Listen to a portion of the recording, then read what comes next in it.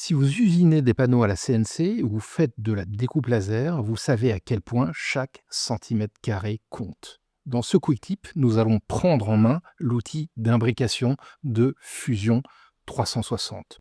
À ce jour, cet outil, dans les fonctionnalités de base, est disponible dans les versions payantes de Fusion. C'est un outil redoutable. Néanmoins, il y a quelques astuces à connaître. Pour ça, je vais me tourner vers cet exemple d'imbrication. Ici, j'ai tout simplement une caisse, un caisson à 5 faces. À noter que certaines des faces ici disposent d'une gravure, d'une poche, et donc cette poche doit être orientée côté fraise. Même sans gravure, vous pourriez souhaiter disposer de la meilleure des deux qualités de face pour les faces apparentes extérieures. Car, comme vous le savez peut-être, les panneaux disposent souvent de 2 niveaux de qualité sur chacune des faces. Et donc avoir les faces apparentes disposer de la meilleure des 2 qualités. La première étape est de convertir les corps en composants, dans la mesure où l'outil réorganisé, donc l'outil d'imbrication dans Fusion s'appelle réorganiser, et on va le trouver donc ici, donc fonctionne sur la base de composants. Donc pour ça, il convient de transformer, entre guillemets, ces corps en composants. Je les sélectionne, majuscule, l'ensemble, clic droit et créer des composants à partir des corps. Première astuce, pour assurer la bonne orientation des faces visibles, des faces qui ici disposent de poches, je vais les colorer. Donc pour ça, raccourci A, apparence, et donc là j'ai le menu et je choisis l'option face et non pas corps composant, ce qui me permet de sélectionner une couleur jaune ici en l'occurrence et venir la glisser déposer sur la face. Une première, une deuxième, 3 et 4. Ce n'est pas strictement nécessaire, néanmoins, ça va faciliter l'identification d'anomalies. Ici, par exemple, elle pointe sur la face arrière. Je ferme la fenêtre. À noter que j'ai créé au préalable une esquisse qui représente la surface à disposition, aux dimensions de la chute de mon panneau, ici en l'occurrence. Modifier, puis réorganiser. Je vais commencer par l'outil enveloppe. Je clique sur l'onglet enveloppe et je sélectionne ici mon esquisse.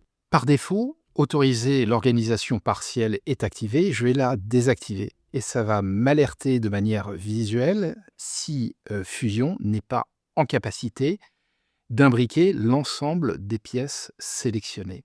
Je vais aussi désactiver ici l'aperçu pour pouvoir apporter un certain nombre de modifications sans que, à chaque modification, il recalcule. Avec aperçu, je garde la possibilité de prévisualiser donc les modifications apportées. Donc le dégagement de placement correspond au dégagement par rapport au Z ici de la face, généralement 0 ici en l'occurrence. Inverser l'enveloppe, nous y reviendrons. Maintenant, je vais caler donc l'espacement autour du cadre, ici en l'occurrence 5 mm, je peux mettre un tout petit peu plus, 10 mm par exemple. Donc ici, ça va être l'espace qui est laissé sur le contour extérieur, donc de la forme de la face de l'esquisse sélectionnée. Espacement entre objets, ici en l'occurrence je dispose d'une fraise de 6 mm, donc 2 passages, 6 et 6, 12, et je vais laisser 3 mm, ce qui permet de maintenir des onglets. On peut potentiellement l'augmenter un tout petit peu, ici en l'occurrence, voilà, en fonction du cas d'usage. Je me tourne maintenant vers Objet.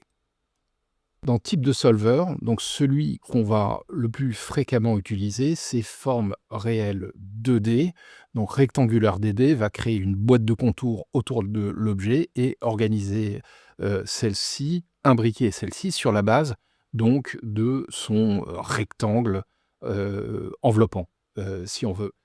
Maintenant, forme réelle, si vous avez des formes un tout petit peu plus organiques, ça permet d'optimiser donc le positionnement de ces formes plus complexes. La sélection des composants, je peux sélectionner ici le premier, majuscule le dernier. Donc l'ensemble des composants est maintenant sélectionné et j'ai sélectionné ici les composants et non les faces. Pour les supprimer, possibilité de les sélectionner ici et de les supprimer à l'aide de X. Donc là, première sélection, majuscule, dernière sélection, et là, je les supprime. Là, à nouveau, majuscule, je sélectionne l'ensemble. La rotation concerne chacune des pièces et permet de préciser à Fusion s'il va explorer l'orientation à 90, 180, 270, donc toute rotation ou d'autres contraintes à 180 degrés uniquement. Maintenant, à savoir que Fusion dispose d'un module complémentaire qui permet d'orienter la pièce dans la direction de la fibre, auquel cas il convient d'avoir un plugin payant, donc l'emboîtement avancé est disponible avec Manufacturing Extension, dont je ne dispose pas de licence. J'ai choisi ici de créer des copies des pièces, à savoir que si je désactive cette option, il faut que je m'assure qu'aucun des composants ne soit ancré. Ici, le composant à droite est ancré. Donc à ce stade, j'ai la possibilité de visualiser ici et créer un aperçu donc de l'emboîtement. Donc le composant actif et le composant arrière. Et donc ici, j'ai une visualisation. Donc je vois que celle-ci est jaune et donc correctement orientée.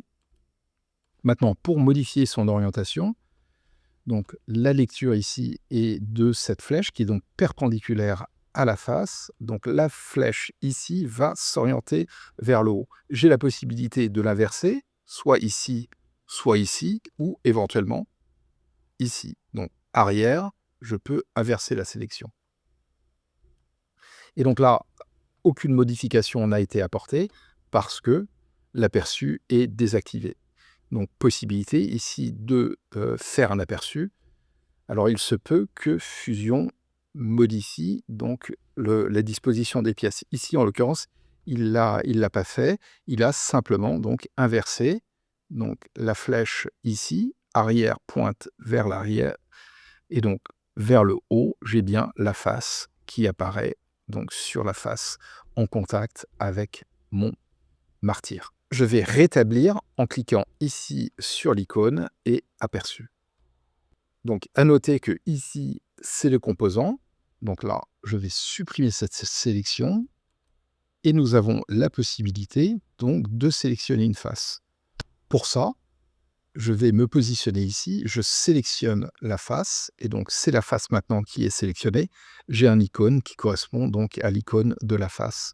Et donc celle-ci dispose de la même orientation, donc aperçu.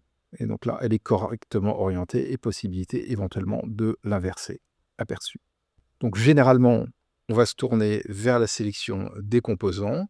Donc cette option ici permet par exemple, je vais sélectionner maintenant cette face et d'orienter éventuellement cette face, aperçu, donc sur mon brut. Je vais revenir en arrière et sélectionner maintenant le composant. Donc je peux le faire. Donc ici, sélection de face, j'ai la possibilité de sélectionner le composant ici ou de modifier les options de sélection et donner la priorité donc au composant ici. Je recalcule et tout va rentrer dans l'ordre. Donc la face arrière est sélectionnée. J'ai aussi la possibilité de réaliser une rotation de celle-ci. Donc là, je vais la tourner à 90 degrés et recalculer. En ce qui concerne la rotation, donc ici le composant arrière est toujours sélectionné. Si ici en l'occurrence je réalise une rotation à 90 degrés et que je recalcule, rien ne va se passer. Alors pourquoi? Parce que Fusion a la possibilité d'optimiser et de réaliser sa propre organisation tous les 90 degrés. Et donc lui, il a choisi de la repositionner de cette manière.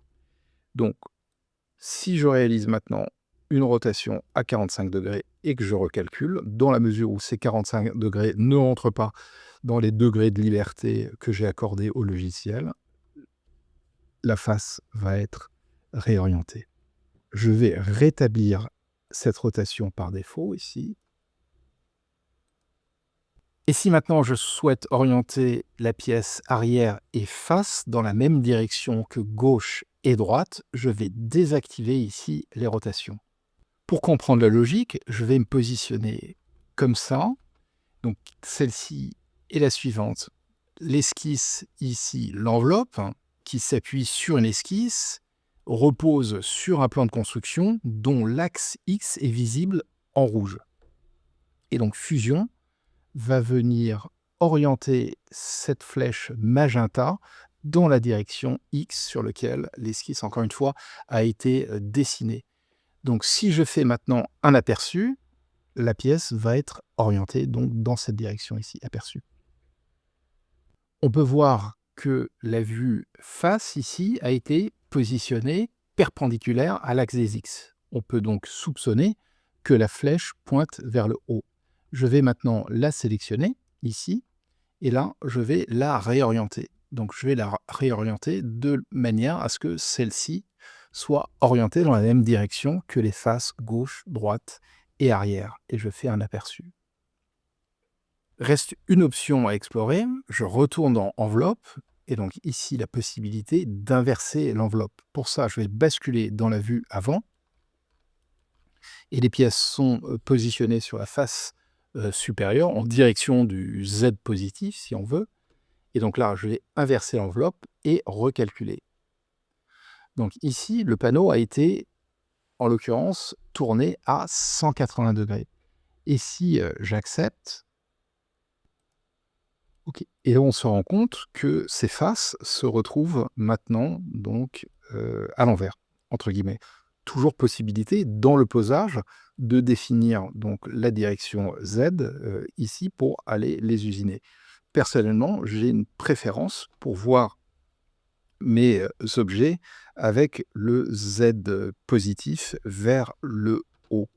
Donc pour ça, je vais ici sélectionner possibilité de retourner dans Enveloppe et donc inverser et OK, recalcul et donc nous revoici à l'endroit entre guillemets. À ce stade pour moi, c'est à peu près tout ce qu'il y a à savoir sur l'outil de réorganisation de Fusion, donc l'outil d'imbrication. Comme vous pouvez le voir, il y a quelques petites astuces à connaître pour pouvoir bien maîtriser cet outil puissant.